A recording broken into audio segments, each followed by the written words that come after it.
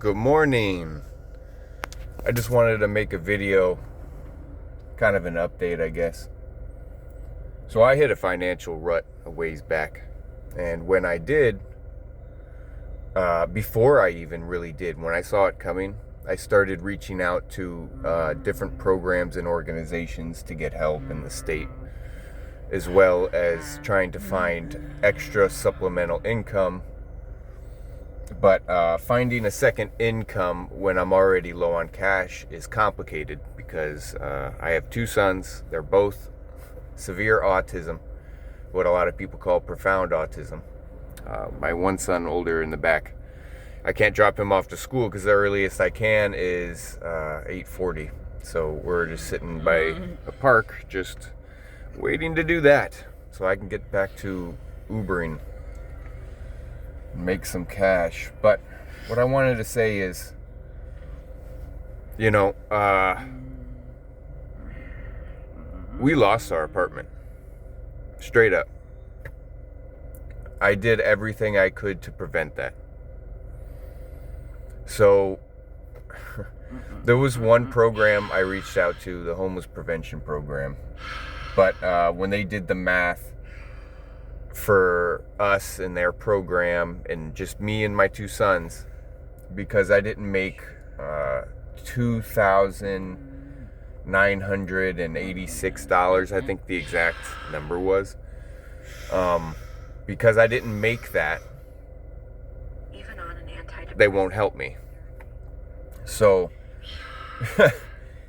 that's crazy to me because my rent is only $2,000. So, or was. So if I was making that, I wouldn't have needed to reach out to them. I was reaching out to them because I wasn't making that much anymore. So that just seems crazy to me. I found another one.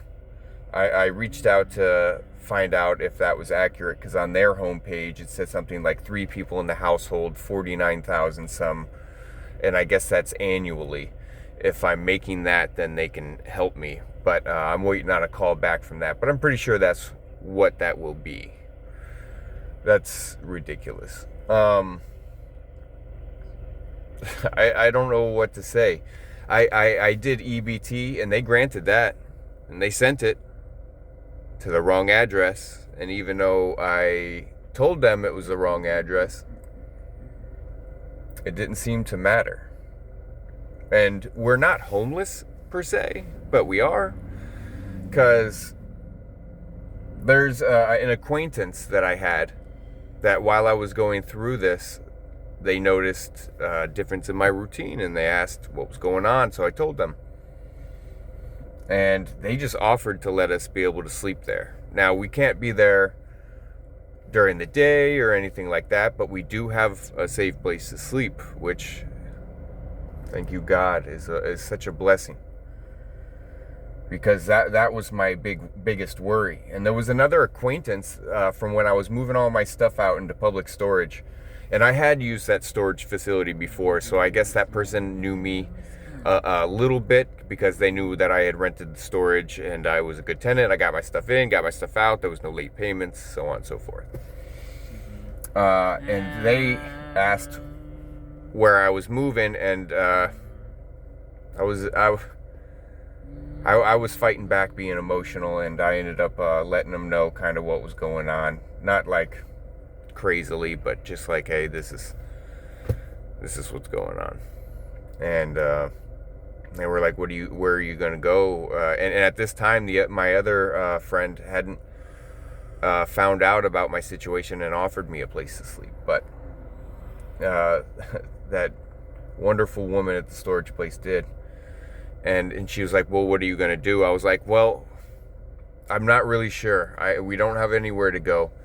But, and this is like on a Friday afternoon. I was like, but if we don't find somewhere to go, I'm going to go find a local camping ground and take the kids camping. We'll just have fun and do that for the weekend while I figure out something.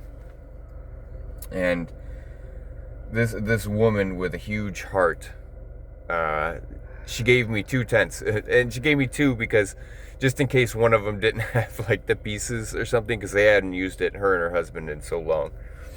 And her husband, who didn't know me at all, came and met me and talked with me, and amazing people. Everybody that actually knows what's going on with this it keeps complimenting me on how calm I'm staying. Chris, can you turn down a little bit, please? Thank you. It keeps complimenting me on how strong and nonchalant I'm treating this, and yeah, I am. But you got to understand something. I've been through. I can't even tell you how much. Like, this is even just this is not the worst by far. I've been through a lot. So I handle chaos pretty well. But what gets me emotional about it is, like, the kids, they haven't been without this whole time, you know. Except for we didn't get to do trick-or-treating this year because I was still in the middle of the move and we could not stop. Literally, the landlord wanted the key back on the 31st. And even though they gave me the option of leaving the key, the mailbox, and the front door key. By the way, I had always kept my word with the landlords. They are awful. They are awful. And everyone's like, well, no, yeah, that's how landlords are. But I guess I've been blessed, and I've had some pretty good ones. That even when there was issues, like, it was still pretty civil, you know. But they came over at like 10:30 at night just to make sure I got the key and to try to make me sign stuff. And ridiculous.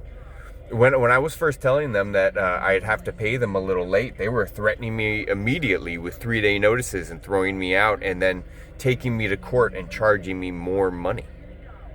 That is what they were doing, knowing that I was fighting homelessness for me and my sons.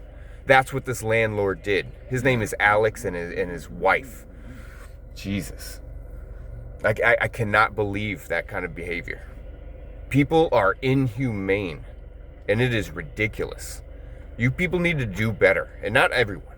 But people like that, you need to do better, man.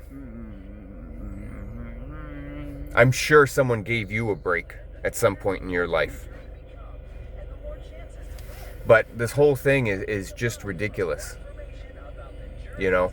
I can't even fathom how it got like this. And then the government freeze happened, yeah. But don't blame that. Because a lot of these stipulations that wouldn't allow help to me started a long time ago. These are not new stipulations. That freeze just started like over the weekend or last Friday when I was first getting out of the apartment. But before that, there was no freeze. I even wrote a handwritten letter to a judge, the judge that granted me the full custody, because the mother didn't take care of anything and she wouldn't stop doing drugs. I'm tired of hiding. I'm tired of pretending that didn't happen or worrying about if somebody's going to come and say, oh, slander. It's not slander if it's the facts and literally what happened in court. You get the court report, you will literally see. This woman said more than once, I don't even want them anymore. And then they still offered her help through the court to send her to rehab, to get her back. And I get it. Some people have problems with drugs. But if you're having problems that you're willing to throw your life away for drugs, then people need to stop trying to help you and maybe get you some help away from the kids, not to get the kids. Jesus Christ. People have to decide what they want and what their obligations are for themselves. Not because a court's trying to get them to, not because a court thinks that they should, or so on and so forth. I had recalled the courts because the courts referred me to a lot of these programs that were emergency programs, and some person that was supposed to be a specialist, who referred me to a pastor who offered me, mentoring? For what? Like being homeless? Come on, man. Like, what is going on? What is going on? That a government they literally missioned. They called me out of the blue, even though they knew she had been doing drugs for 3.5 years. They called me out of the blue while I was on vacation. And were like, hey, and mind you, the kids were on the vacation with me, but it came up to her visitation. So I drove all the way from up north state Florida on the West Coast, all the way down to Broward County, dropped the kids off for her visitation, and I went back to finish off my reservation in Fort Myers Beach. So they give me a call after I get back and tell me that my kids are with the mom, and they're with the guardian ad litem that was helping her because she said that she couldn't do it all on her own. So they literally like gave her an assistant to help her do this, right? She's nodding off because she was high in the middle of a meeting in front of a psychologist signing for kids. That's insane. Insane. But that's when they finally called me and they were like, we need you to come get the kids.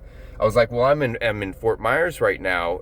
Is there any way that maybe my dad could grab them and I could get them in a few days when I get back? And or something like that, because we had already spent the money going back and forth. So, but then they started talking about, well, no, I don't know about that. We'll have to stick them into the system, and you'll have to get them through there. And I was like, okay, nope, that's not happening.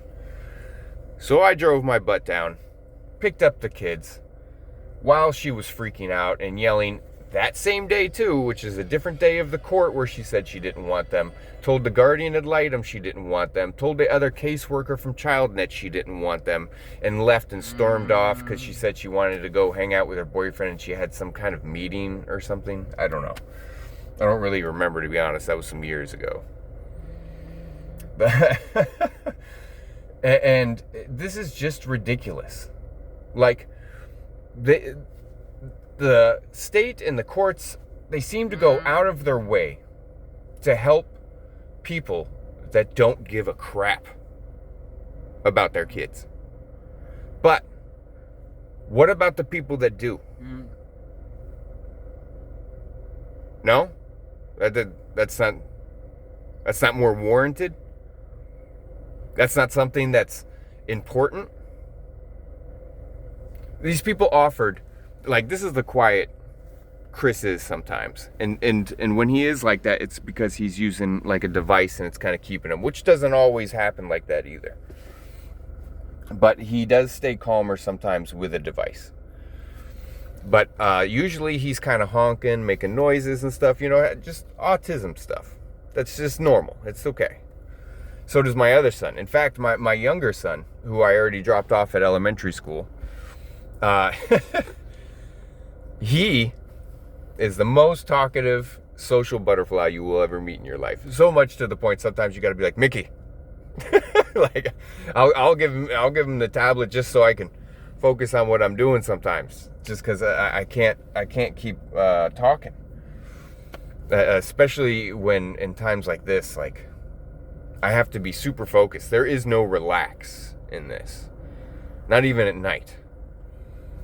I slept last night. I got 9 hours of sleep, and I'm exhausted.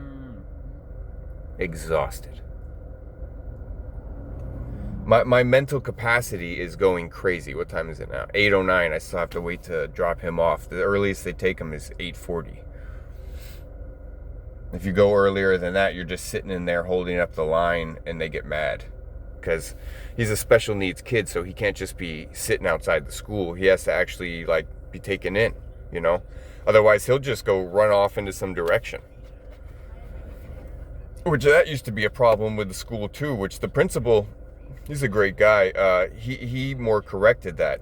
But the aides that were helping for the class, they would literally be like, oh, sorry, I can't hold his hand. We're not allowed to touch the students.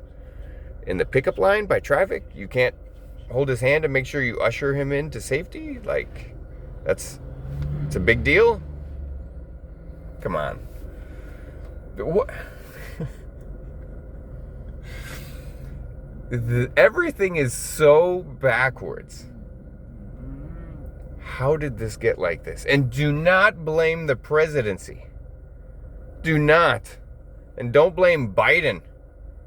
Don't blame nobody like that. This stuff has been in place for a long time. Now, maybe some of the benefits are less so because there was people living off the government before that just wanted to do that. No, I don't think that's okay. If somebody's a single parent and they have like so many kids that they can't work, maybe they need some help. Or given even some kind of from home work, something like that.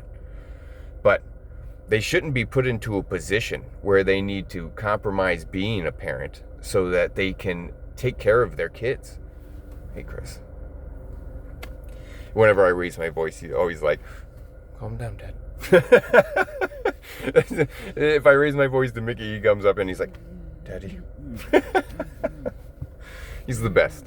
But I love my kids and I don't give up. And that's another thing, you know, a lot of these programs and a lot of these people, they keep telling me like, you know, a lot of people would have given up by now. These same programs that aren't actually helping. Like almost like suggesting like, oh, you can give up. Yeah, I'm aware. I know I can give up on my kids. I know I can go off and do my own thing. I know I can just turn around and do what a lot of parents do. That isn't me. I take care of my kids. The only regrets I have about my kids is sometimes I wish I got to spend more time with them. Before this happened, before my financial rut, I used to work from home. I would make between, in the beginning, 3 to 5K a month, which started getting lower and lower, which eventually I'll make a video about that and tell the truth about that too, and how corrupt that was.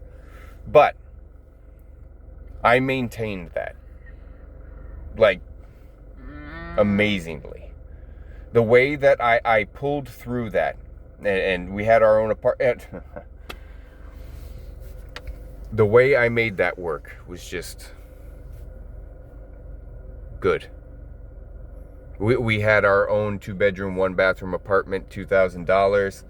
Great neighborhood in Cooper City. You know, worst thing that happens here when I was a kid was like police brutality. and that was another thing. When I first started hitting the financial rut from the one job, I was like, you know what? I need a more secure income, not going private contracting through social media for high profile clients, because pages get shut down, accounts get lost, trending people lose their trend, you know? So there's less security in that, especially when there's also corruption. But I wanted to start going towards a career that was more secure. Not only secure, that I could give back to the community as well as my family, and also help out in a way. Because going towards law enforcement like I started to do, I was like, wow, that's not only helping me, that's helping them, my kids, and that's also helping the community. That's perfect. That's what I'm going to do. I've only been arrested once, and the charges were dropped because it was false allegations. So that would be the only thing that could have possibly held me back, but it won't. But they also don't tell you it's a 10 to 12 week process just to apply. And I started doing that process, not really knowing what I was getting into, and I'm not that great at navigating certain stuff on the internet, you know, so I didn't know what I had to do, where I had to go, where I had to do it, so on and so forth. Someone eventually was like, oh, I'm pretty sure all that info is on the BSO online. And so I ended up going on there and finding out more of the information.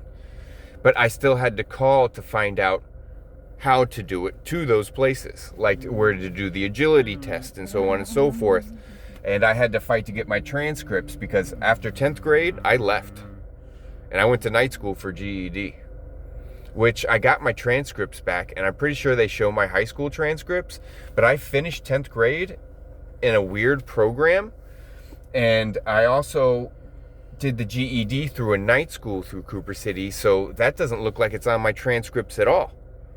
So what am I supposed to do with that? Like, Am I screwed? Like I can't show? Mm-mm. Like what's going on?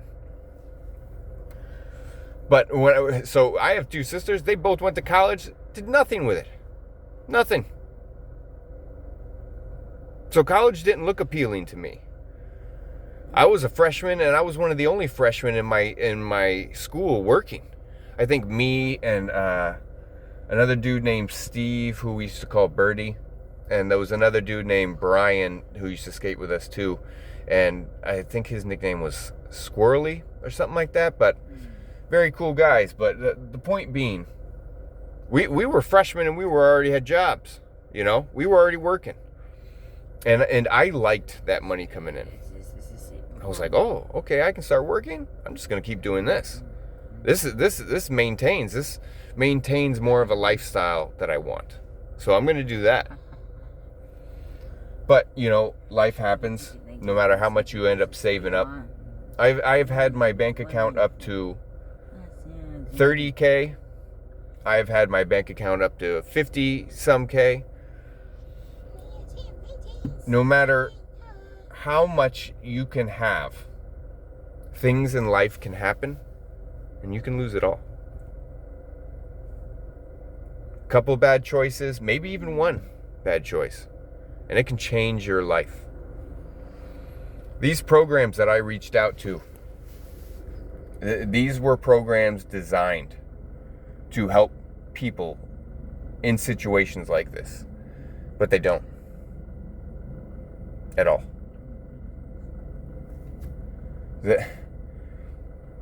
If somebody was making almost $3,000 a month, why would they need supplemental income? Why would they need homeless prevention? That makes no sense. Everything is so screwed up. People are making things more expensive because there's a certain group of people that are getting more money. But some of these people don't even realize they're at the biggest risk. They make a few small mistakes, they're going to be bankrupt. They're going to be in the same position. But at the same time, maybe they'll have left over some kind of supplemental income that's not going to maintain that lavish lifestyle they want, but will get them to homeless prevention. So homeless prevention is for high middle class people? Or just high class? Like, it's not for just regular middle class or low class? Like, what is that? Why does it matter? If somebody needs help, help. And let me say something else.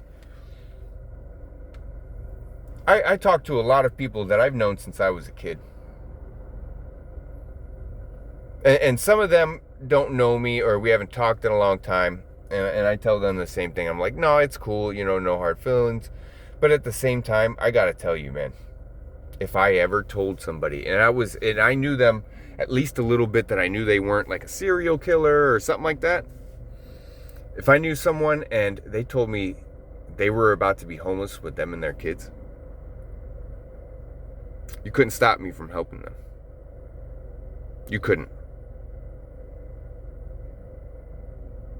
Some of these people told me, well, I've seen you go through so much bad. You always fall on your feet. It's land on your feet, man. And you know what? What the hell does that matter?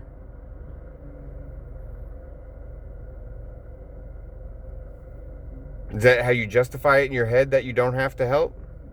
That you shouldn't help? Not to have a heart? I'm not asking everybody to pay my bills. I just needed a leg up during a time when I was drowning. But I was still pedaling. Still fighting the wave. Jesus Christ. These people and their shallow connections and BS. It is so ridiculous. I don't even know what to say. I don't know what to say. But if I'm getting more security emotionally and mentally from divine intervention and heavenly acquaintances that just heard I was going through what I was, who only know me as being the guy that's the quiet guy that says hi sometimes. When you're getting more help from those directions, it's really time to reevaluate your life. And maybe it's time to reevaluate all these programs in the state. And maybe that's what the president's actually doing. That's why, by the way, I applied for child support like 3 years ago. Nothing has come. But if these programs are designed to not help that are supposed to be, then they need to be rewritten. Because somebody's getting paid because these people are getting paid for just being a program. They probably only help a few people a year, but they're getting paid. Nonprofits, my ass. It's cash. Hi, Chris.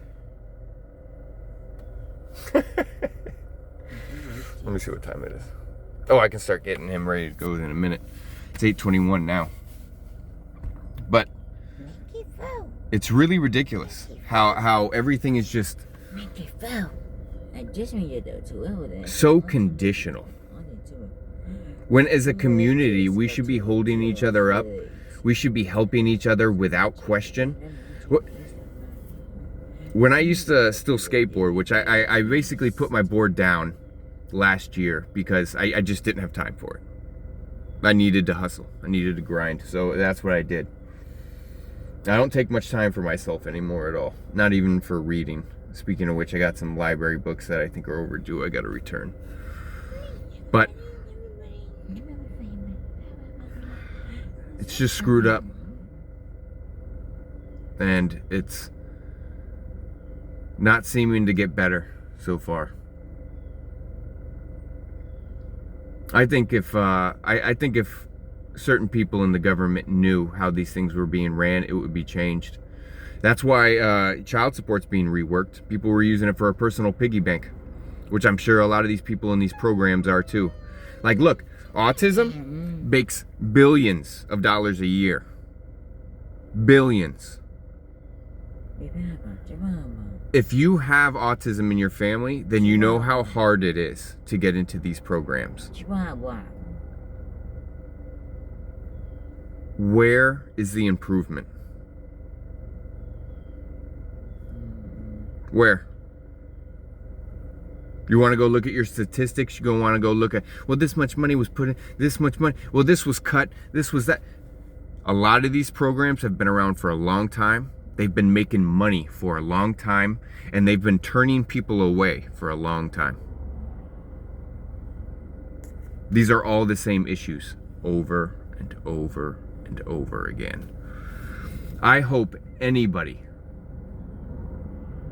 that put me through any of this to make it harder for me during the process doesn't have to endure what I do.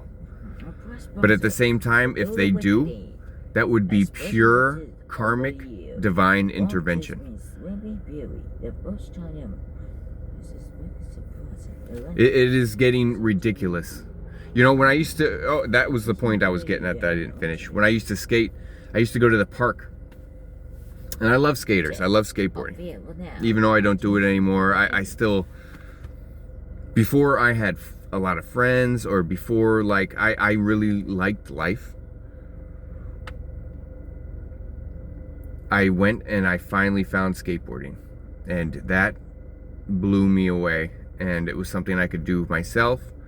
It was something I bonded with people over, made friends over, and I don't know how it was in other places, other states and everything, but where I was, skaters were like one of those few crowds. Well, I don't know how it is nowadays in school, but skaters were one of those few crowds, almost like the potheads back in school, that were basically friends with everybody. We were cool with everybody. We weren't like, oh, only the rockers, only the this, only the that. You know, it wasn't like that.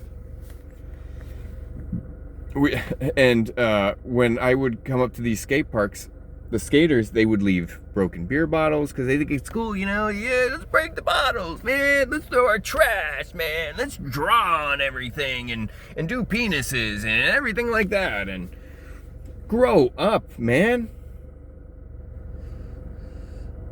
You got a free facility given by the state. There was barely any of those when I was a kid. If any. You had to pay. You had to pay. These are free skate facilities. And you guys are screwing it up because you're bored? That's probably why you're not going pro.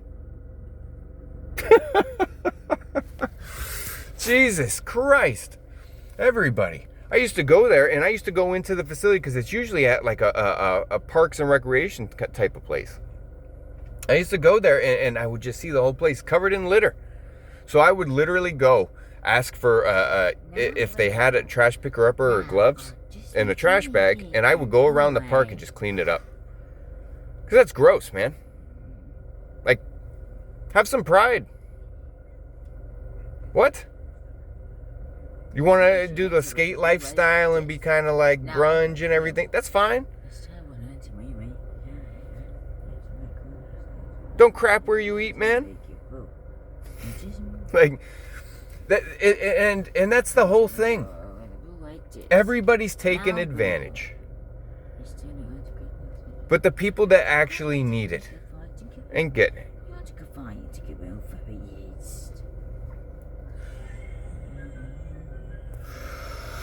God, I hate making complaining videos, but at the same time, man, some of this stuff needs to be said. And I gotta say, I'm gonna start being a lot more vocal. And just those words, me saying them, a lot of people aren't gonna like that. But I'm tired of being quiet. I'm tired of fighting this war on my own.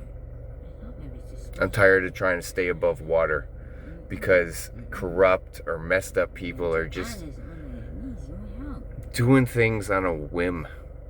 Like, oh, I'm mad at you, so yeah, of course. I'm glad you're homeless. What? I hope you have such good friends when you're in the same position. Jesus fucking Christ. People need to grow up, man.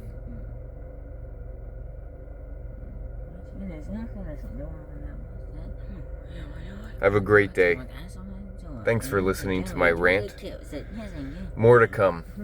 I think I'm going to start making a story time video slot. Have a great day.